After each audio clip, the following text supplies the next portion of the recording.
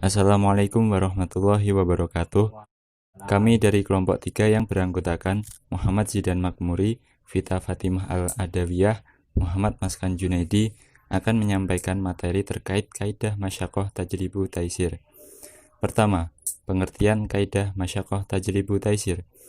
Masyakoh menurut bahasa berarti kelelahan, kepayahan, kesulitan, dan kesukaran. Sedangkan at-taisir berarti kemudahan.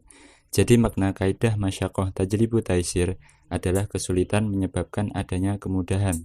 Maksudnya adalah bahwa hukum-hukum yang dalam penerapannya menimbulkan kesulitan bagi mukallaf atau subjek hukum, maka syariah meringankannya sehingga mukallaf mampu melaksanakannya tanpa kesulitan. Sumber pengambilan kaidah masyakoh tajribu taisir diambil dari ayat Al-Quran, surat Al-Baqarah ayat 185, yang di dalamnya berbunyi, Allah menghendaki kemudahan bagimu dan tidak menghendaki kesukaran bagimu. Dan juga kaidah ini berdasarkan hadis Nabi Muhammad SAW, aku diutus dengan membawa agama Hanifiyah yang konsisten kepada ketundukan yang mudah. Berikutnya sebab-sebab adanya rukhsah. Sebab-sebab adanya rukhsah antara lain berpergian, sakit, terpaksa, lupa, kebodohan atau ketidaktahuan, tidak mampu, kesulitan umum. Macam-macam rukhsah. Ada 7 macam keringanan yang diatur dalam hukum Islam. Antara lain, yang pertama keringanan yang bentuknya pengguguran. Misalnya gugur kewajiban sholat Jumat bagi orang yang sakit. Yang kedua, keringanan yang bentuknya pengurangan. Contohnya mengqashar sholat 4 rakaat menjadi 2 rakaat. Yang ketiga, keringanan yang bentuknya penggantian, seperti mengganti wudhu dengan tayamum karena kesulitan mendapatkan air. Yang keempat, keringanan yang bentuknya mendahulukan sesuatu yang belum datang waktunya. Contohnya menjamak sholat duhur dengan asar yang dilaksanakan di waktu duhur. Yang kelima, keringanan yang bentuknya mengakhirkan sesuatu yang telah datang waktunya. Misalnya, mengqadha puasa setelah bulan Ramadan karena ada halangan. Yang keenam, keringanan yang berupa pemberian kemurahan. Contohnya dalam keadaan terpaksa, boleh memakan makanan haram. Yang ketujuh, keringanan berupa perubahan. Misalnya, karena merasa takut akan suatu ancaman, boleh sholat dengan tidak menghadap kiblat. Berikutnya, hukum-hukum rukhsah. Hukum-hukum rukhsah terbagi menjadi 5 macam hukum, yaitu wajib, sunnah, mubah, lebih utama ditinggalkan, dan makruh. Kaidah-kaidah cabang dan aplikasinya.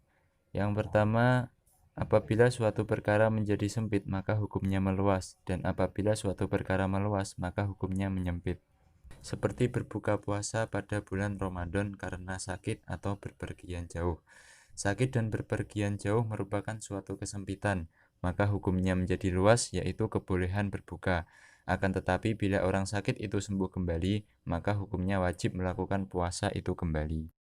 Kaidah cabang yang kedua adalah apabila yang asli sukar dikerjakan, maka berpindah kepada penggantinya. Contohnya, apabila kesulitan mencari air untuk berwudu, maka berpindah kepada penggantinya, yaitu tayamum. Kaidah cabang yang ketiga berbunyi, apa yang tidak mungkin menjaganya atau menghindarkannya, maka hal itu dimaafkan. Contohnya pada waktu sedang puasa, kita berkumur-kumur, maka tidak mungkin terhindar dari rasa air di mulut. Kaidah cabang yang keempat, keringanan itu tidak dikaitkan dengan kemaksiatan. Contohnya, orang yang melakukan perjalanan dengan tujuan maksiat, maka orang semacam ini tidak boleh menggunakan keringanan-keringanan di dalam hukum Islam. Misalnya jika dia kelaparan saat perjalanan, tidak berlaku baginya memakan makanan yang diharamkan. Kaidah cabang berikutnya, apabila suatu kata sulit diartikan dengan arti yang sesungguhnya, maka kata tersebut berpindah artinya kepada arti kiasannya. Contohnya, seseorang berkata, saya wakafkan tanah saya ini kepada anak Kiai Ahmad. Padahal semua tahu bahwa anak Kiai Ahmad sudah lama meninggal, yang ada tinggal cucunya. Maka dalam hal ini, kata anak harus diartikan cucunya, yaitu kata kiasannya, bukan yang sesungguhnya. Berikutnya, apabila sulit mengamalkan suatu perkataan, maka perkataan tersebut ditinggalkan. Misalkan, apabila seseorang menuntut warisan dan mengaku dia adalah anak dari yang meninggal, kemudian setelah diteliti ternyata dia lebih tua dari orang yang meninggal, maka perkataan orang tersebut ditinggalkan dalam arti tidak diakui perkataannya. Kaidah cabang ketujuh adalah bisa dimaafkan pada kelanjutan perbuatan dan tidak bisa dimaafkan pada permulaannya. Contohnya orang yang menyewa rumah dan diharuskan membayar uang muka.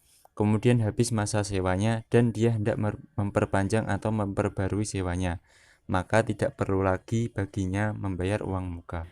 Kemudian kaidah cabang yang ke-8 berbunyi dimaafkan pada permulaan tapi tidak dimaafkan pada kelanjutannya. Contohnya seorang mu'alaf yang minum minuman keras karena kebiasaannya sebelum masuk Islam dan dia tidak tahu jika minum minuman keras tersebut haram hukumnya.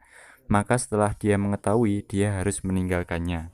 Dan kaidah cabang yang terakhir adalah dapat dimaafkan pada hal yang mengikuti dan tidak dimaafkan pada yang lainnya. Contohnya, penjual boleh menjual kembali karung bekas wadah beras karena karung tersebut mengikuti pada beras yang dijual. Sekian materi yang dapat kami sampaikan tentang Masyakoh Tajlibu Taisir. Kami sampaikan terima kasih. Ada kurang lebihnya mohon maaf. Wassalamualaikum warahmatullahi wabarakatuh.